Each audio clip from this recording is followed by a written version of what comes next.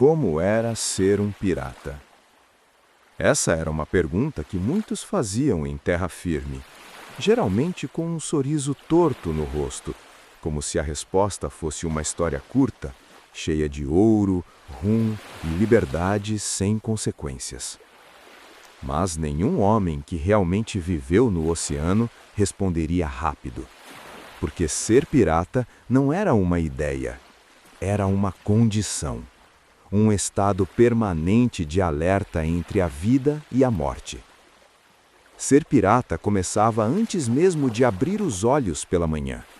O corpo aprendia a acordar com o balanço do navio, com o rangido lento da madeira antiga lutando contra o peso do mar. Não havia silêncio de verdade. Mesmo nas noites mais calmas, o oceano respirava, e o navio respirava junto, como um animal velho, cansado, mas ainda vivo. O cheiro vinha primeiro. Sal, alcatrão, madeira molhada, suor seco na roupa que raramente era trocada. O ar nunca era limpo, mas também nunca era vazio. Ele carregava histórias invisíveis de tempestades passadas, de batalhas esquecidas e de homens que já haviam sido engolidos pelas águas sem deixar nome. Ser pirata era aceitar que o chão nunca estaria parado, que o corpo precisaria aprender a se equilibrar não apenas no convés, mas na própria existência. Cada passo exigia atenção, cada movimento tinha peso. Um descuido podia significar um tombo, um ferimento ou algo pior. No convés, os homens se moviam com familiaridade silenciosa. Não havia pressa gratuita. Cada um sabia sua função, porque esquecer o próprio papel era colocar todos em risco. O marinheiro cuidava das velas. O timoneiro mantinha os olhos no horizonte. O artilheiro verificava canhões como quem confere o próprio coração. Todos sabiam que quando o momento chegasse, não haveria tempo para aprender nada novo. Ser pirata também era viver sob um sol que castigava sem piedade e sob noites que pareciam infinitas. Durante o dia, o calor queimava a pele até torná-la dura, marcada, envelhecida antes do tempo. À noite, o frio subia do mar e se infiltrava nos ossos, lembrando a cada homem que o oceano nunca foi um aliado, apenas um espaço onde se podia sobreviver por algum tempo. Mas o que realmente definia um pirata não era o navio, nem o mar, nem as armas. Era a consciência constante de que não havia proteção. Nenhuma bandeira oficial, nenhuma lei para recorrer, nenhum porto verdadeiramente seguro. Um pirata vivia fora do mundo organizado, e o mundo organizado fazia questão de lembrá-lo disso sempre que podia. Por isso, a confiança era rara, valiosa demais para ser distribuída com facilidade. Cada olhar era avaliado, cada palavra escutada com atenção. Um riso alto demais podia esconder nervosismo. Um silêncio prolongado podia esconder planos. Entre piratas, ninguém era ingênuo por muito tempo. Os que eram, não duravam. Ainda assim, existia algo que mantinha tudo unido. Algo invisível, mas presente em cada decisão tomada a bordo. Um conjunto de regras não escritas, aprendido não em livros, mas em consequências. O Código Pirata. Esse código não falava de bondade, falava de sobrevivência. Ele dizia quem podia falar, quando falar e o que acontecia quando alguém quebrava o acordo silencioso que mantinha o navio inteiro. Não era justo, não era gentil, mas funcionava. Ser pirata era entender que a liberdade absoluta era uma mentira. Sempre havia limites. A diferença era que no oceano, esses limites eram definidos pelos próprios homens e pelo mar. E o mar nunca negociava. Ao olhar para o horizonte, com o vento empurrando as velas e o navio cortando as águas escuras, cada pirata sabia, mesmo que nunca dissesse em voz alta, Aquela vida não oferecia promessas, apenas escolhas. E cada escolha deixava marcas que nenhum oceano conseguia apagar por completo. Ser pirata era viver sabendo que o próximo amanhecer não era garantido. E mesmo assim, seguir navegando. Todo navio pirata flutuava sobre algo invisível. Não era apenas madeira, pregos e velas costuradas à força. Era um acordo silencioso, pesado como chumbo, aceito por todos que pisavam naquele convés. Um código que não precisava ser escrito porque era aprendido da única forma que realmente ensinava, pela consequência. O código pirata não nascia pronto. Ele se formava aos poucos, moldado por erros antigos, por traições passadas, por navios que não voltaram e por tripulações inteiras que desapareceram no mar como se nunca tivessem existido. Cada regra carregava um motivo. Cada punição tinha uma história por trás, mesmo que ninguém mais se lembrasse dos nomes envolvidos. Quando um homem se tornava pirata, ninguém lhe entregava um pergaminho para assinar. Não havia juramento solene, nem cerimônia elaborada. O aprendizado vinha nos primeiros dias, observando em silêncio. O novo tripulante percebia rapidamente quando devia falar e quando devia calar. Aprendia onde podia pisar e onde não devia sequer olhar. O código começava a se infiltrar na mente, antes mesmo que o homem percebesse. Uma das primeiras lições era simples. Nada a bordo era verdadeiramente seu. Nem o espaço onde dormia, nem a arma que carregava, nem mesmo o próprio tempo. Tudo pertencia ao navio, e o navio pertencia à tripulação, nunca a um único homem. O saque era dividido conforme regras rígidas. Não importava quem tivesse sido o primeiro a subir no navio inimigo ou quem tivesse disparado o tiro mais certeiro. O ouro não recompensava a bravura individual, mas a sobrevivência coletiva. Um homem que tentasse esconder moedas ou joias estava na prática dizendo que sua vida valia mais que a dos outros, e isso era algo que o código jamais permitia. Havia regras para os feridos. Um pirata que perdesse um braço ou uma perna não era descartado como peso morto. Recebia uma parte maior do saque, não por piedade, mas porque todos sabiam que poderiam ser os próximos. O código não falava de compaixão, falava de previsibilidade, de estabilidade em um mundo onde tudo podia ruir em segundos. Mas era nas punições que o verdadeiro peso do código se revelava. Traição era o pior dos crimes, não porque ferisse a honra, palavra vazia demais para o oceano, mas porque colocava todos em risco. Um traidor era alguém capaz de vender o navio inteiro por uma promessa vazia feita em terra firme.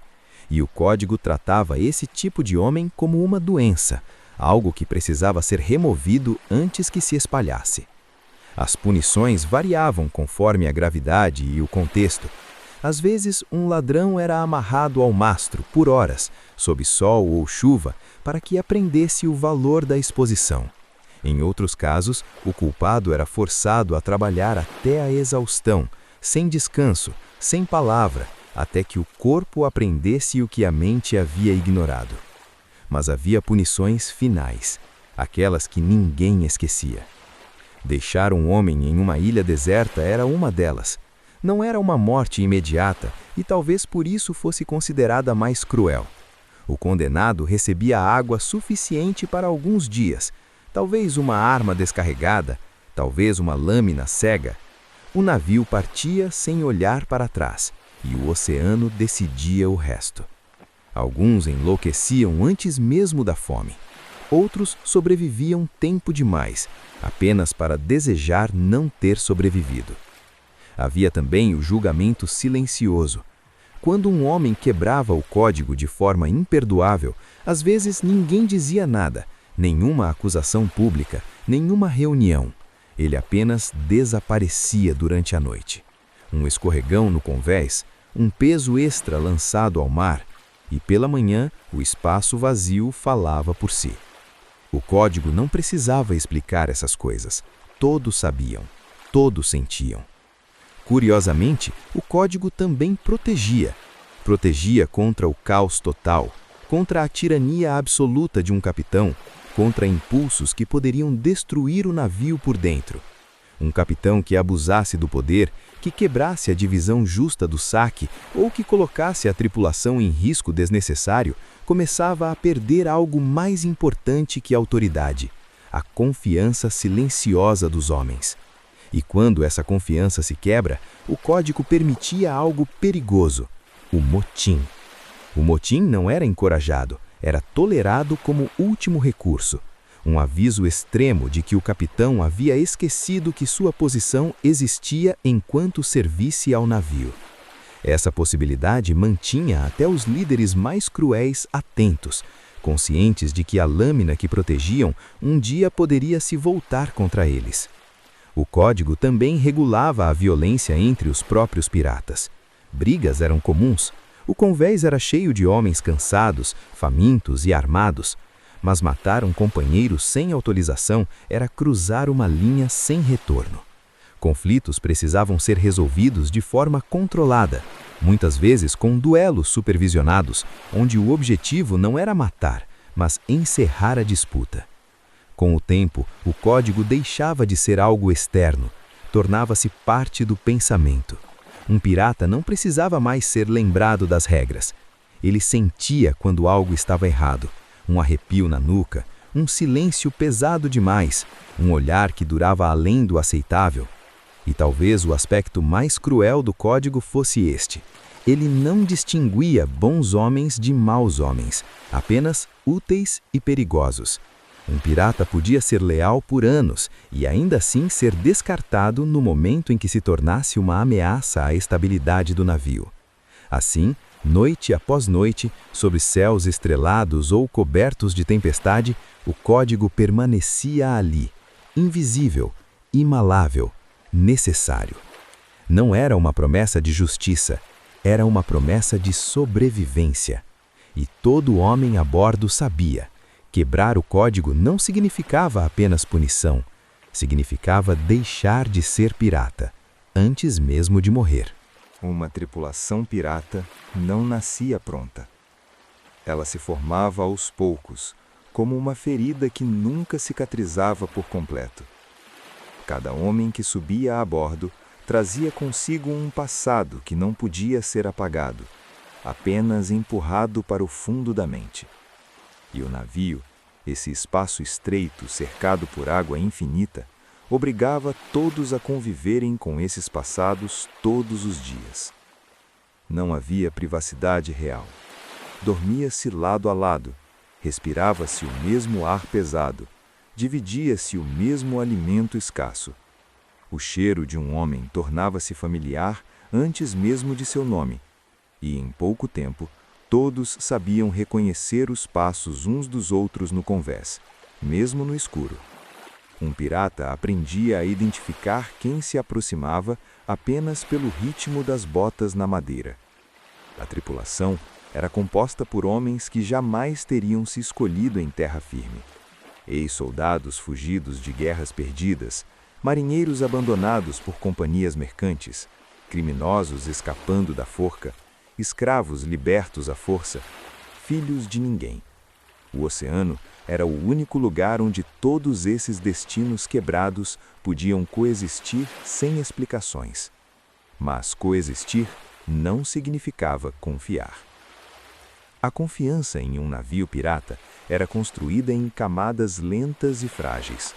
Começava com pequenas coisas: um homem que cumpria seu turno sem reclamar, outro que não abandonava o posto durante uma tempestade, alguém que dividia sua água quando os barris começavam a esvaziar. Esses gestos não eram celebrados, eram observados, guardados na memória. Havia funções claras e cada uma carregava um peso diferente. O timoneiro era um dos mais respeitados, não por força física, mas porque mantinha o navio vivo. Suas mãos seguravam o leme por horas a fio, mesmo quando o mar tentava arrancá-lo à força. Um bom timoneiro era raro. Um excelente timoneiro era protegido quase como um tesouro.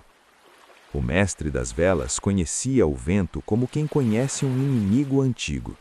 Sabia quando avançar, quando recolher, quando insistir e quando ceder. Um erro seu podia rasgar uma vela inteira e condenar o navio à deriva. O artilheiro vivia coberto de fuligem e surdez parcial. Seus olhos avaliavam distâncias, ângulos e impactos. Para ele, o combate não era caótico, era matemático, frio. Um disparo errado custava munição preciosa e, às vezes, vidas. Havia também aqueles cuja importância só era percebida quando faltavam. O carpinteiro que mantinha o navio flutuando com tábuas improvisadas e mãos calejadas. O cozinheiro que transformava restos em algo minimamente comestível, mantendo os homens de pé quando a fome começava a corroer a razão. O vigia que passava horas encarando o horizonte, sabendo que um erro de atenção poderia significar um ataque surpresa. E acima de todos, mas nunca separado deles, estava o capitão. O capitão não era um rei, era um equilíbrio ambulante. Precisava ser firme o bastante para impor decisões impopulares e flexível o suficiente para não provocar revolta. Um capitão que gritava demais perdia respeito. Um que falava pouco demais despertava desconfiança. Sua autoridade não vinha do cargo, mas da percepção coletiva de que ele sabia o que estava fazendo. Ainda assim, o capitão nunca dormia completamente em paz. Toda a tripulação carregava tensões internas, pequenas rivalidades, disputas antigas, ressentimentos silenciosos. Um olhar mal interpretado, uma palavra dita em tom errado, uma divisão de saque questionada. Esses conflitos raramente explodiam de imediato. Eles fermentavam, crescendo em silêncio, alimentados pelo cansaço e pelo medo.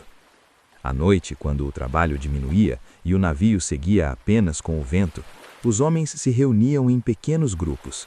Histórias eram contadas em voz baixa, algumas verdadeiras, outras exageradas, outras completamente inventadas.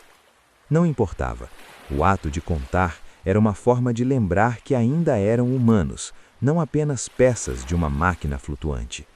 Mas mesmo nesses momentos havia cautela. Informações demais poderiam ser usadas contra você. Demonstrar fraqueza era perigoso. Mostrar ambição, mais ainda. Um pirata aprendia a medir cada palavra como se fosse um passo em terreno instável. Quando surgia uma ameaça externa, um navio inimigo ao horizonte, uma tempestade fechando o céu, uma perseguição inesperada, todas essas tensões se comprimiam. O perigo externo forçava a união. Espadas eram empunhadas lado a lado, canhões disparavam em ritmo coordenado. Por alguns instantes, a tripulação se tornava um único organismo, movido pelo instinto de sobreviver. Mas assim que o perigo passava, as rachaduras voltavam a aparecer.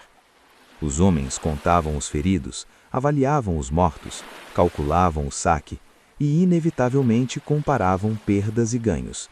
Quem fez mais, quem fez menos, quem merecia mais respeito, quem começava a parecer dispensável. Era nesse espaço frágil, entre uma batalha e outra, que nasciam as maiores tragédias. Não no calor do combate, mas no silêncio que vinha depois. Porque uma tripulação pirata não era mantida apenas pela força ou pelo código, era mantida por uma tensão constante, um acordo implícito de que, apesar de tudo, ainda valia a pena permanecer ali. No momento em que esse acordo se quebrava, o navio deixava de ser um abrigo e se tornava uma armadilha flutuante. E todo pirata sabia disso. Por isso, ao olhar para os homens ao seu redor, cansados, armados, atentos, cada um se fazia a mesma pergunta silenciosa, noite após noite. Se chegar a hora, quem ainda estará do meu lado? Honra era uma palavra perigosa no oceano. Em terra firme, ela costumava ser dita em voz alta, acompanhada de gestos largos, juramentos e promessas feitas sob telhados seguros. No mar, honra raramente era pronunciada. Não porque não existisse, mas porque seu significado era diferente, mais estreito, mais duro e muitas vezes mortal. Para um pirata, honra não significava bondade, piedade ou justiça. Significava coerência. Fazer hoje o que você disse que faria ontem. Manter-se firme quando recuar seria mais fácil. Aceitar o peso das próprias decisões, mesmo quando o custo se tornava alto demais para explicar em palavras. Honra começava nas pequenas escolhas. Em dividir a água quando os barris começavam a secar, em não empurrar um companheiro ferido do caminho durante uma retirada, em permanecer no posto mesmo quando o corpo pedia descanso. Esses gestos raramente eram reconhecidos, não rendiam elogios, mas eram observados, sempre observados. O mar testava essa honra constantemente. Havia dias em que o vento simplesmente morria. O navio ficava à deriva sob um sol impiedoso, as velas pendendo como panos inúteis. A tripulação ficava inquieta. A água precisava ser racionada. O humor azedava. Em momentos assim, decisões simples se tornavam perigosas. Quem beberia mais? Quem trabalharia menos? Quem seria culpado se a calmaria durasse tempo demais? Era fácil perder a honra ali, em silêncio, sem lâminas ou canhões. Bastava escolher a própria sobrevivência acima da coletiva. Bastava justificar pequenos desvios como necessidades temporárias. E era assim que tudo começava a ruir. Mas os testes mais brutais vinham quando a honra entrava em conflito direto com a sobrevivência imediata. Durante perseguições, por exemplo, havia momentos em que um navio inimigo se aproximava rápido demais. O capitão precisava decidir: lutar ou fugir. Ficar significava arriscar a vida de todos. Fugir significava abandonar feridos, perder carga, talvez até deixar um companheiro para trás. Nenhuma escolha era limpa, nenhuma decisão vinha sem sangue, mesmo que invisível. Alguns capitães escolhiam sempre o combate, tentando provar algo que só existia em suas próprias mentes. Esses homens raramente duravam muito. Outros fugiam sempre que possível, preservando o navio, mas corroendo a confiança da tripulação pouco a pouco. Um pirata aceitava recuar, mas não aceitava covardia disfarçada de prudência. A verdadeira honra estava no equilíbrio, e o equilíbrio era frágil. Em batalhas navais, esse conceito se tornava ainda mais cruel. Quando os canhões começavam a disparar e o condé se enchia de fumaça, estilhaços e gritos, não havia espaço para discursos. Cada homem sabia exatamente o que precisava fazer. E quando alguém falhava, todos sentiam o impacto. Um artilheiro que recuava cedo demais deixava um flanco exposto. Um timoneiro que hesitava por um segundo podia alinhar o navio para um impacto fatal. Um marinheiro que largava a corda no momento errado podia fazer uma vela rasgar como papel. Nesses instantes, honra era simplesmente não quebrar. Havia também a honra silenciosa, aquela que ninguém celebrava. Quando um companheiro era mortalmente ferido, às vezes não havia tempo para salvá-lo. Continuar lutando significava deixá-lo ali, sangrando no condés. Parar significava perder tudo. Alguns homens pediam para ser deixados para trás. Outros não diziam nada, apenas aceitavam. E aqueles que continuavam carregavam esse peso por muito tempo depois. O mar não dava espaço para luto imediato. Os corpos só eram lançados às águas quando tudo terminava. Sem cerimônia, sem palavras bonitas. Apenas um empurrão silencioso e o som final do corpo desaparecendo sob as ondas. A honra, nesse momento, era não olhar para trás por tempo demais. Havia situações ainda mais difíceis. Navios capturados traziam prisioneiros. Alguns imploravam, outros xingavam. Alguns ofereciam informações, mapas, promessas de ouro. Decidir o destino dessas pessoas não era simples. Mantê-las vivas significava gastar comida e água. Libertá-las significava correr o risco de serem denunciados no próximo porto. Matá-las significava cruzar uma linha que, uma vez cruzada, nunca mais saía da mente. Cada capitão tinha sua própria interpretação do código, e cada tripulação observava atentamente essas decisões.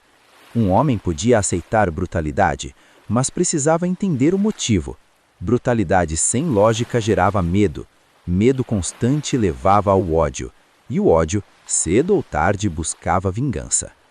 Por isso, a honra em mar aberto não era sobre ser bom, era sobre ser previsível. Um pirata precisava saber o que esperar de quem comandava o navio. Precisava entender quais linhas jamais seriam cruzadas e quais seriam, sem hesitar.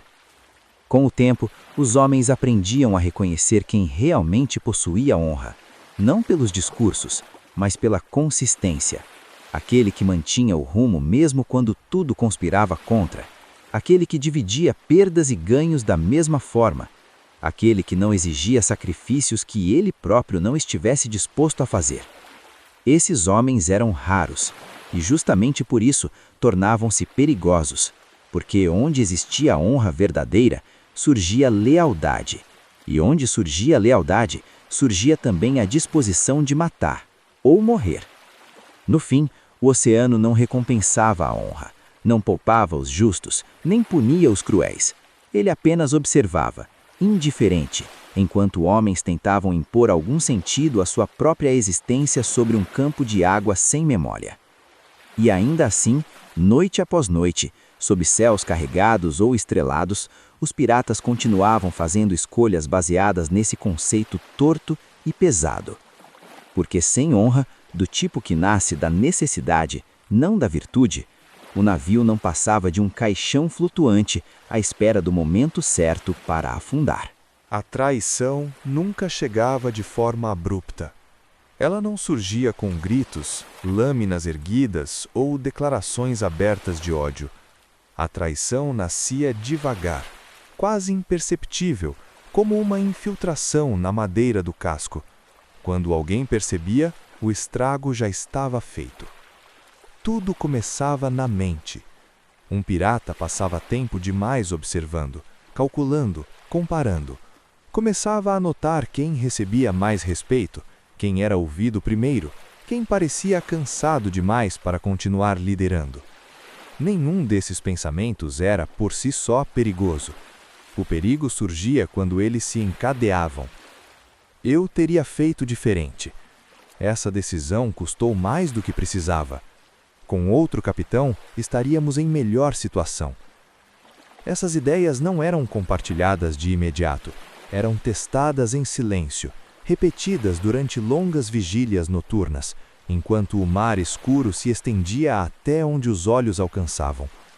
O oceano, com sua vastidão indiferente, tornava esses pensamentos maiores, mais convincentes. A tentação da traição crescia especialmente após perdas. Um combate difícil, um saque menor do que o esperado, um companheiro morto por uma escolha mal explicada. Nessas horas, o código ainda existia, mas começava a parecer distante, abstrato, fácil de reinterpretar conforme a conveniência. O pirata traidor raramente se via como vilão.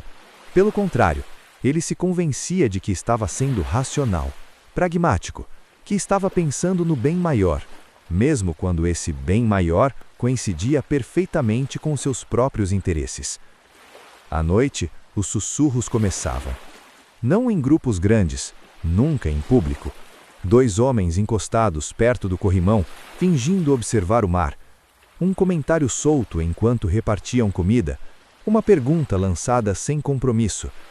Você também acha que isso poderia ter sido diferente? Essas frases eram sementes. Quem as ouvia tinha uma escolha: ignorar ou alimentar. Alguns ignoravam, outros riam, mudavam de assunto, mas havia aqueles que respondiam com um silêncio prolongado, um olhar, um pequeno aceno de cabeça, e era ali que a traição encontrava solo fértil. Com o tempo, esses homens começavam a se procurar. Não explicitamente, apenas coincidiam mais vezes nos mesmos espaços, compartilhavam turnos de vigia, ficavam próximos durante reuniões. Nada que pudesse ser apontado com clareza, nada que justificasse a acusação. O capitão, se fosse experiente, sentia algo errado antes de entender o que. Uma mudança no clima do navio, conversas que cessavam quando ele se aproximava, olhares que não se sustentavam, pequenos atrasos no cumprimento de ordens, coisas mínimas, mas acumulativas. O Código Pirata previa punições para a traição aberta, mas não havia regra para pensamentos, e era nisso que a tentação se fortalecia. Os conspiradores começavam a testar limites, questionavam decisões em tom de dúvida, não de desafio. Tem certeza de que essa rota é a melhor? Talvez devêssemos esperar mais um dia. Se o capitão reagisse com irritação, isso reforçava a narrativa de que ele estava instável. Se reagisse com silêncio, parecia fraco. Cada resposta alimentava uma interpretação conveniente. O ouro também tinha papel central. Saque era poder condensado, e a forma como era dividida nunca satisfazia a todos. Bastava um homem sentir que merecia mais para começar a justificar qualquer atitude. A ideia de que eu arrisquei mais, ou sem mim isso não teria acontecido, corroía o senso coletivo lentamente. Alguns traidores sonhavam com liderança, outros apenas queriam sobreviver melhor. Havia aqueles que não desejavam o comando, mas estavam dispostos a apoiar quem prometesse algo melhor. Traição raramente era um ato solitário, ela precisava de cumplicidade. E o mais perigoso, precisava de tempo. Durante dias, às vezes semanas, nada acontecia. O navio seguia navegando, trabalhos eram feitos, rações distribuídas, combates evitados ou enfrentados. Para um observador externo, tudo parecia normal, mas por dentro, algo havia mudado de forma irreversível. A lealdade começava a se fragmentar. Homens que antes lutariam lado a lado começavam a calcular cenários onde isso não seria mais necessário. Avaliavam quem reagiria de qual forma, quem ficaria neutro, quem resistiria, quem precisaria ser eliminado rapidamente. A traição verdadeira não buscava confronto justo, ela buscava eficiência. Por isso, os conspiradores estudavam horários, rotinas, fraquezas. Sabiam quando o capitão dormia mais profundamente, quem ficava de guarda, onde estavam guardadas as armas. O navio, antes um lar precário, tornava-se um mapa de possibilidades violentas. Havia ainda aqueles que percebiam o que estava por vir e nada faziam. Por medo, por cansaço, por conveniência. Esses homens não eram traidores ativos, mas também não eram leais. Eram o terreno neutro que tornava o golpe possível. Em silêncio, aceitavam que algo aconteceria, desde que não fossem os primeiros a cair. O código começava a falhar não porque tivesse sido quebrado, mas porque havia deixado de ser acreditado. Quando homens paravam de enxergá-lo como proteção coletiva e passavam a vê-lo como obstáculo pessoal, sua força se dissolvia. E o oceano continuava ali, indiferente. Ondas batiam contra o casco, o vento mudava de direção, o céu escurecia e clareava como sempre. Para o mar, nada havia mudado, mas dentro daquele navio, uma decisão já havia sido tomada, mesmo que ninguém ainda tivesse dito em voz alta. A traição não precisava mais ser planejada, ela já existia. Restava apenas escolher o momento certo para deixá-la respirar. O motim nunca acontece no auge do caos. Ele acontece quando tudo parece calmo demais. Naquela noite, o mar estava estranhamente sereno. As ondas batiam no casco com um ritmo quase hipnótico, e o vento empurrava o navio com suavidade, como se não quisesse chamar atenção. O céu, sem lua, escondia tudo sob uma escuridão espessa. Era o tipo de noite em que sons viajavam longe, e erros não podiam ser desfeitos. A maioria dos homens dormia ou fingia dormir. Alguns estavam de vigia, andando lentamente pelo convés, olhos atentos, mãos próximas às armas. Nada parecia fora do lugar, e exatamente por isso, tudo estava. O primeiro movimento foi simples, um atraso. Uma troca de turno que demorou mais do que o normal. Um vigia que não apareceu no horário exato. um outro que assumiu sem questionar. Pequenas falhas que, isoladas, não significavam nada. Juntas, criavam espaço. No porão, homens acordados em silêncio se armavam. Não com pressa, mas com cuidado. Facas eram presas aos cintos, pistolas carregadas com movimentos lentos, quase cerimoniais. Ninguém falava. Não havia mais necessidade. O que precisava ser decidido já havia sido decidido dias antes. O capitão dormia em sua cabine, talvez sentindo algo estranho, mesmo sem saber o que. Capitães experientes aprendiam a desconfiar do silêncio. Mas até os mais atentos precisavam dormir em algum momento. E o motim sempre escolhia esse momento. O ataque não começou com gritos. Começou com um corpo caindo. Um dos homens mais leais ao capitão foi interceptado no convés inferior. Não teve tempo de reagir. Um braço em volta do pescoço, uma lâmina pressionada com força suficiente. O corpo foi deixado encostado na parede, como se estivesse apenas descansando. O navio não percebeu, ainda. Em seguida, a cabine. A porta foi aberta devagar, madeira rangendo baixo demais para acordar quem dormia a poucos metros. 2 homens entraram primeiro. Um terceiro ficou do lado de fora, vigiando o corredor. O capitão acordou tarde demais. Teve tempo apenas de entender. Nenhuma palavra foi dita, nenhuma acusação formal. O código previa motim, mas não previa misericórdia. Houve luta. Sempre havia. O capitão era forte, experiente, não havia chegado ali por acaso. Derrubou um dos atacantes, que caiu pesado contra a mesa. Um disparo ecoou abafado dentro da cabine. Madeira estilhaçada. Um grito curto, sangue no chão. No convés, o som foi finalmente ouvido. E então o navio acordou. Homens surgiram de todos os lados, alguns armados, outros confusos. Alguns sabiam exatamente o que estava acontecendo. Outros apenas reagiam ao instinto. Gritos começaram a se espalhar. Ordens contraditórias ecoaram na escuridão. O motim deixava de ser um plano e se tornava um evento vivo, caótico. Lâminas se chocaram, punhos acertaram rostos. Um disparo errado perfurou o ombro de um marinheiro que nem fazia parte da conspiração. O convés, antes familiar, tornou-se território hostil. Sombras se moviam rápido demais para serem reconhecidas. Não havia linhas claras. Alguns homens lutavam para proteger o capitão. Outros lutavam para garantir que ele não saísse vivo da cabine. Havia aqueles que apenas se defendiam, tentando sobreviver àquela noite sem escolher um lado claro. Esses eram os mais perigosos, porque reagiam sem lógica, apenas por medo. O código que deveria regular o motim já havia sido esquecido. Quando o capitão finalmente caiu, não houve comemoração. Apenas silêncio momentâneo. Um silêncio pesado, quebrado apenas pela respiração ofegante dos homens e pelo som constante do mar. O corpo foi arrastado para fora da cabine. Alguns desviaram o olhar. Outros encararam por tempo demais. Era tarde para voltar atrás. Mas o motim não termina quando o capitão cai. Ele apenas muda de forma. Agora vinha a disputa pelo controle. Quem assumiria?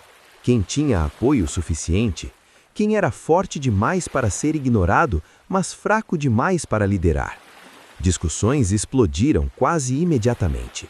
Homens que lutavam lado a lado minutos antes, agora se encaravam com desconfiança renovada. Um dos conspiradores tentou falar mais alto, outro o interrompeu. Um terceiro sacou a arma em resposta. O convés voltou a encher-se de tensão, pronta para explodir novamente. Foi nesse momento que alguns perceberam o erro. O capitão, com todos os seus defeitos, era um ponto de equilíbrio. Sem ele, o navio estava solto, não apenas fisicamente, mas moralmente. O código havia sido quebrado de forma imperfeita, e códigos quebrados assim não se recompõem facilmente. Ainda houve mais sangue. Um dos líderes do motim foi atacado pelas costas por alguém que prometera apoio. Uma vingança pessoal, antiga, aproveitando o caos. O corpo caiu sem honra, sem julgamento, sem palavras finais. O motim começava a devorar-se a si mesmo. Quando o sol finalmente começou a clarear o horizonte, o convés estava marcado. Manchas escuras na madeira, armas espalhadas, homens feridos sentados ou deitados tentando entender o que ainda tinham e o que haviam perdido. O navio ainda flutuava, mas não era mais o mesmo. O motim havia vencido, mas ninguém havia ganhado. E enquanto o mar seguia indiferente, empurrando o casco adiante como se nada tivesse acontecido, os sobreviventes começavam a compreender uma verdade que chegava tarde demais. Algumas decisões não podem ser desfeitas, apenas sobrevividas. O amanhecer não trouxe alívio. A luz do sol apenas revelou aquilo que a escuridão havia escondido. O convés estava marcado por manchas escuras que ninguém se apressou em limpar. Não por falta de tempo, mas por falta de vontade. Aqueles sinais eram lembranças recentes demais para serem apagadas com água salgada e esfregões. Os homens se moviam devagar, não por cansaço físico apenas, mas por algo mais profundo. Cada passo parecia exigir permissão. Cada olhar era calculado.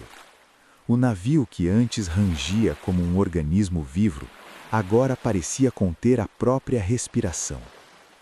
Os corpos foram lançados ao mar em silêncio. Não houve palavras finais, não houve gestos simbólicos, apenas mãos empurrando o peso morto para além do corrimão, observando a água engolir tudo em poucos segundos. O oceano não guardava memória. Para ele aquilo não era diferente de qualquer outro descarte. Para os homens, era impossível não contar quantos haviam partido e quem ainda permanecia. Os feridos receberam cuidados mínimos. Panos rasgados, álcool escasso, mãos trêmulas tentando estancar sangramentos.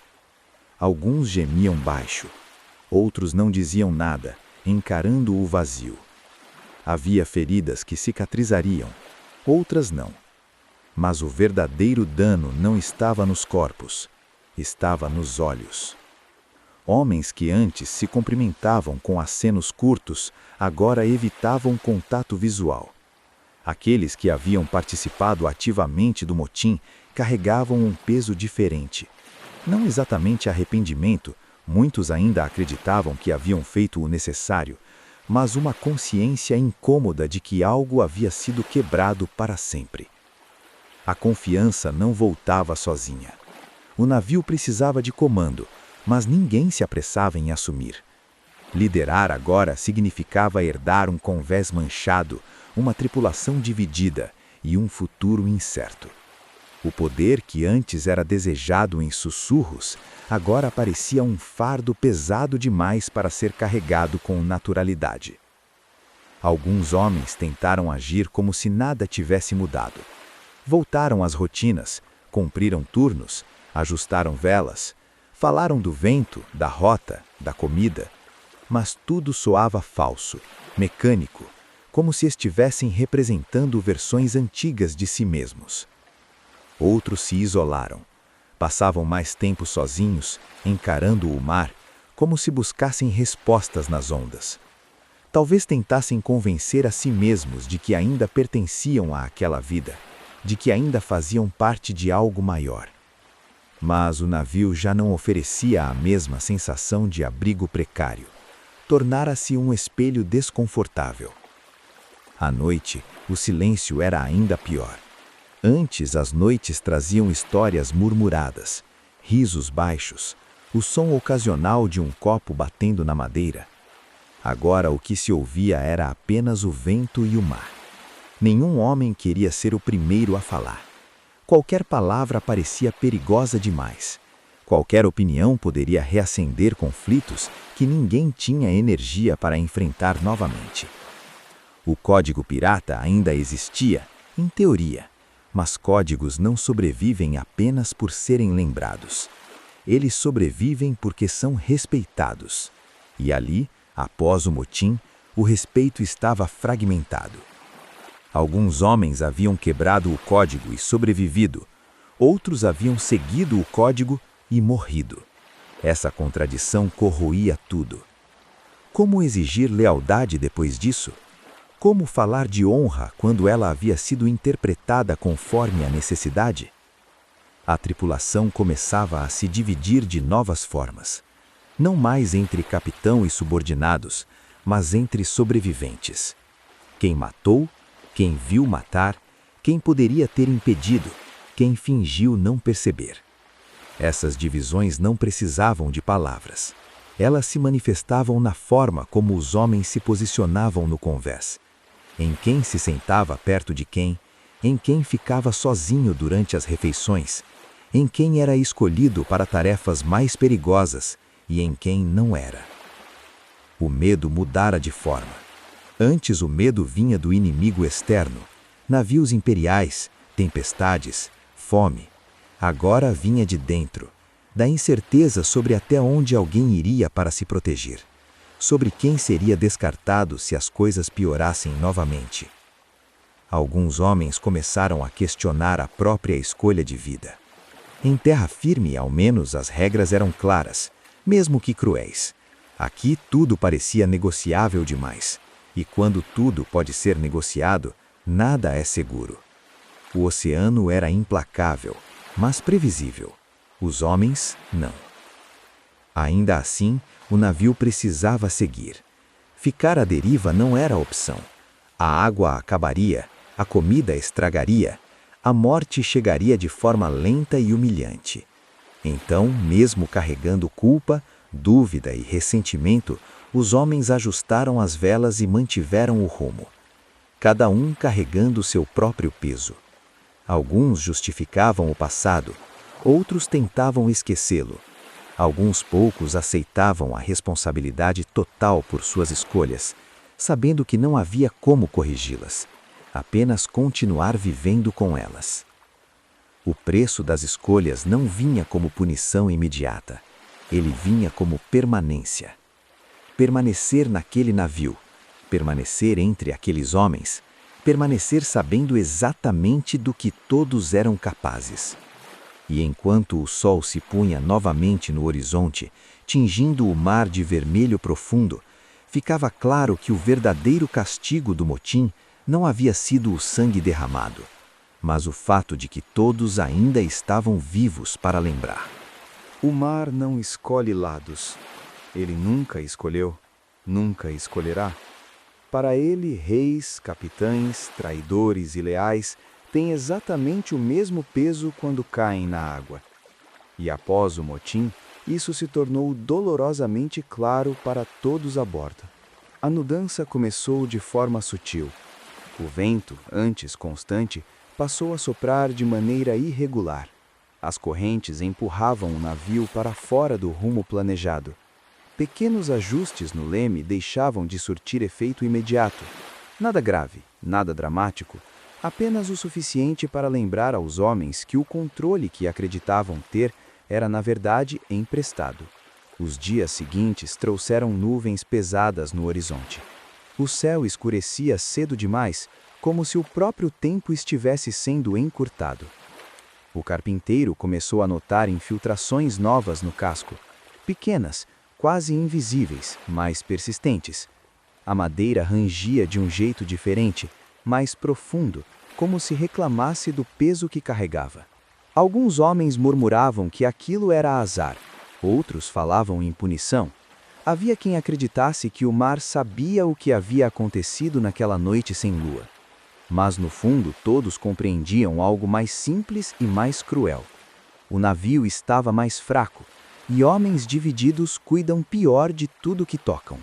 Quando a tempestade finalmente chegou, não houve surpresa, apenas resignação. O céu desabou em camadas de nuvens negras e o vento ganhou força rápido demais. As ondas começaram pequenas, depois cresceram, empilhando-se umas sobre as outras como muralhas móveis.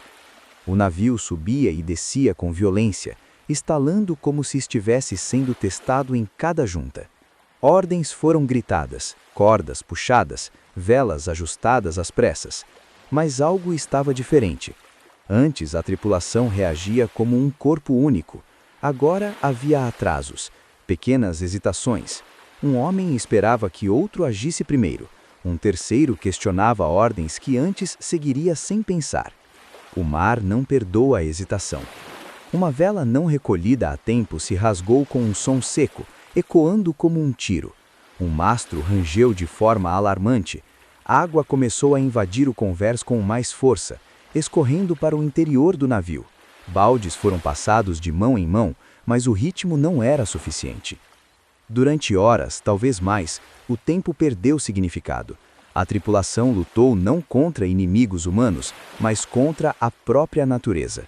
E ali todas as disputas internas se tornavam irrelevantes.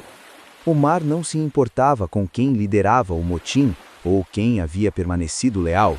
Ele cobrava esforço, atenção e cooperação absoluta. Alguns homens responderam bem, outros não. Houve quem entrasse em pânico, errando tarefa simples.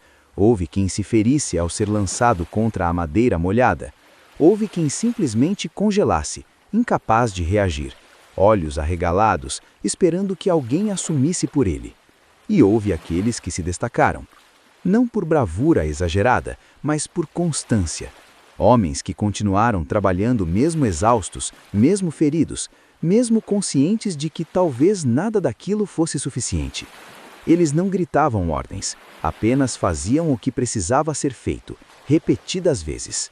O mar observava tudo, indiferente. Em determinado momento, uma onda maior atingiu o navio de lado. O impacto foi brutal. Um homem foi lançado contra o corrimão e desapareceu na escuridão, sem sequer gritar. Ninguém conseguiu alcançá-lo, ninguém tentou. Todos sabiam que era inútil. A perda foi aceita com um silêncio automático. Não houve tempo para luto, não houve tempo para culpa. O mar exigia a atenção total. Cada segundo gasto pensando no que havia sido perdido era um segundo roubado do que ainda poderia ser salvo. Quando a tempestade começou a ceder, o navio estava diferente. Parte do cordame destruída, velas remendadas às pressas, água acumulada em compartimentos mais baixos, alguns feridos em estado grave, e menos homens do que antes. Mas ainda flutuava, e isso, por si só, parecia um veredito. O mar havia julgado e permitido que continuassem, não como recompensa, mas como aviso. Na calmaria que se seguiu, o silêncio voltou a dominar o convés. Um silêncio diferente daquele após o motim, menos carregado de culpa, mais cheio de exaustão. Os homens se sentaram onde puderam, respirando pesado, sentindo o corpo tremer não apenas pelo frio, mas pelo que haviam enfrentado juntos. Ali, sem discursos, sem acordos formais, algo começou a se rearranjar.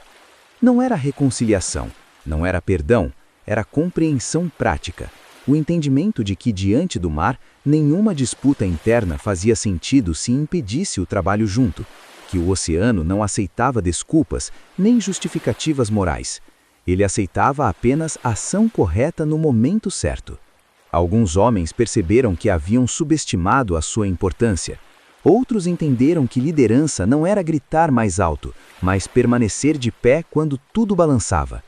Alguns, em silêncio, aceitaram que erraram, não no desejo de mudança, mas na forma como buscavam controle.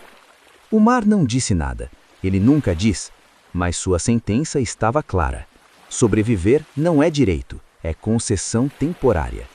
E enquanto o navio seguia adiante, marcado, remendado, mas ainda vivo, os homens começaram a entender que a próxima decisão seria a mais importante de todas. Porque o mar podia permitir a continuidade, mas jamais garantia redenção. A calmaria após a tempestade não trouxe paz, trouxe clareza. O navio avançava lentamente, rangendo a cada onda mais alta, como se reclamasse do próprio esforço de continuar flutuando. As velas remendadas tremulavam com menos força, e o leme exigia correções constantes. Tudo funcionava, mas nada estava inteiro, assim como os homens a bordo. Foi nessa quietude pesada que surgiu a necessidade de falar. Não houve convocação formal, nenhum grito chamando todos ao conversa. Simplesmente aconteceu. Um homem parou de trabalhar e ficou ali, apoiado no corrimão, olhando para o horizonte. Outro se aproximou. Depois mais um. Em pouco tempo, quase todos estavam reunidos, formando um círculo imperfeito, com espaços vazios onde antes havia gente. Ninguém assumiu o centro. Isso, por si só, já dizia muito. O primeiro a falar não levantou a voz, não fez discurso, apenas disse o óbvio, com cansaço suficiente para não soar como acusação. Assim não dá para continuar. Ninguém discordou. O problema não era apenas a falta de capitão, era a falta de referência. Cada homem ali sabia trabalhar, lutar, sobreviver por instinto. Mas instinto não sustentava um navio por semanas.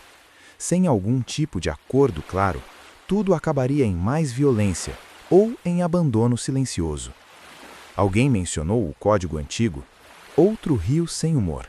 O Código Antigo estava manchado demais. Havia sido dobrado, reinterpretado, quebrado e usado como justificativa para assassinato. Não podia mais ser seguido como antes. Fingir que podia seria apenas adiar o fim. Foi então que surgiu a ideia, simples, dura e inevitável. Um último código. Não para restaurar o passado, mas para permitir algum futuro. Esse novo código não teria pretensão de justiça, não falaria de honra como virtude, falaria apenas do necessário, do mínimo aceitável para que aquele navio chegasse a algum lugar que não fosse o fundo do mar. As regras começaram a surgir, uma a uma, testadas no silêncio dos olhares. Primeira regra: decisões críticas seriam tomadas por poucos, não por todos. Discussão demais gerava atraso, atraso matava. Não importava quem liderasse, importava que alguém liderasse quando fosse preciso. Segunda regra: nenhum saque justificaria divisão interna. Ouro perdido podia ser recuperado. Um navio dividido, não. Qualquer disputa por ganho pessoal seria tratada como ameaça direta à sobrevivência coletiva. Terceira regra: feridos continuariam sendo prioridade. Não por piedade, mas por cálculo. Cada homem ainda vivo era um recurso valioso demais para ser desperdiçado. Quarta regra: traição não teria segunda chance.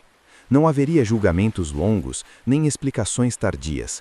Qualquer ação que colocasse o navio em risco deliberado seria punida de forma definitiva. Essa última regra foi recebida em silêncio absoluto. Todos sabiam o que significava. E todos sabiam que se esse código tivesse existido antes, muitos ali não estariam mais respirando. Ainda assim, ninguém contestou, porque aquele código não prometia proteção, prometia previsibilidade. E naquele momento, previsibilidade valia mais do que qualquer ideal. Não escolheram um capitão imediatamente. Em vez disso, definiram funções. Quem cuidaria da rota, quem tomaria decisões durante combate, quem teria a palavra final em emergências. Era uma liderança fragmentada, funcional, sem glória. Alguns homens claramente se ressentiram, outros pareceram aliviados. A ambição, tão forte antes, agora parecia cansada. O mar havia cobrado demais para que alguém ainda desejasse poder pelo poder. O último ponto foi o mais difícil: permanecer ou partir. Qualquer homem que quisesse deixar o navio no próximo porto teria permissão. Nenhuma perseguição, nenhuma punição, mas também nenhum retorno. Quem ficasse aceitaria o novo código sem exceções. Não haveria espaço para meio termo. Essa decisão pairou no ar por longos minutos. Alguns olhares se desviaram, outros se endureceram. Cada homem ali fez contas silenciosas: medo, culpa, cansaço, necessidade. A vida em terra firme não era gentil com piratas, mas a vida naquele navio também não oferecia garantias. No fim, poucos decidiram que partiriam. Poucos, mas o suficiente para que todos sentissem o peso da escolha. Esses homens não foram julgados, apenas observados, porque partir também exigia coragem. Quando a reunião terminou, não houve sensação de vitória, nenhuma energia renovada, apenas uma aceitação coletiva de que aquilo era o que restava. O último código não tornava ninguém melhor, apenas tornava possível continuar. Naquela noite, enquanto o navio seguia sobre um céu limpo demais, os homens dormiram um pouco mais profundamente. Não porque estivessem seguros, mas porque sabiam exatamente o que esperar uns dos outros. E isso, depois de tudo, já era muito.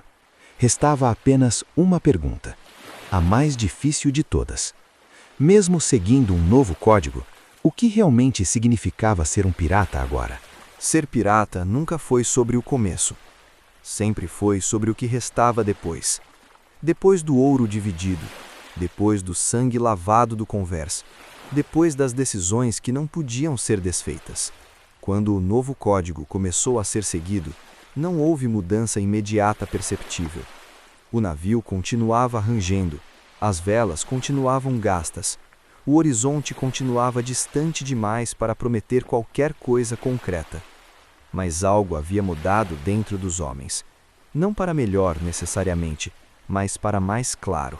Eles sabiam exatamente onde estavam. Ser pirata, naquele ponto da jornada, significava viver com memória. Não havia mais espaço para ilusões juvenis, para histórias exageradas contadas em tavernas, para a ideia de que a liberdade no mar era simples ou pura. A liberdade existia, sim, mas era pesada. Exigia consciência constante do custo. Cada homem a bordo carregava um inventário invisível, nomes de mortos, decisões tomadas sob pressão, momentos em que poderia ter agido diferente e não agiu. O mar não tirava isso de ninguém, apenas dava espaço suficiente para que cada um convivesse com essas lembranças sem interferência. Os dias seguiram. O trabalho voltou a acontecer com menos palavras e mais atenção. Ordens eram dadas apenas quando necessárias. Discussões diminuíram, não porque os homens concordassem mais, mas porque haviam aprendido o valor do silêncio funcional. Falar menos não significava submissão, significava economia de energia. Alguns homens mudaram sutilmente. Aquele que antes buscava liderar passou a observar mais. O que antes se escondia atrás de outros começou a assumir tarefas mais visíveis. Não por redenção, mas por adaptação. O mar recompensa apenas quem se ajusta.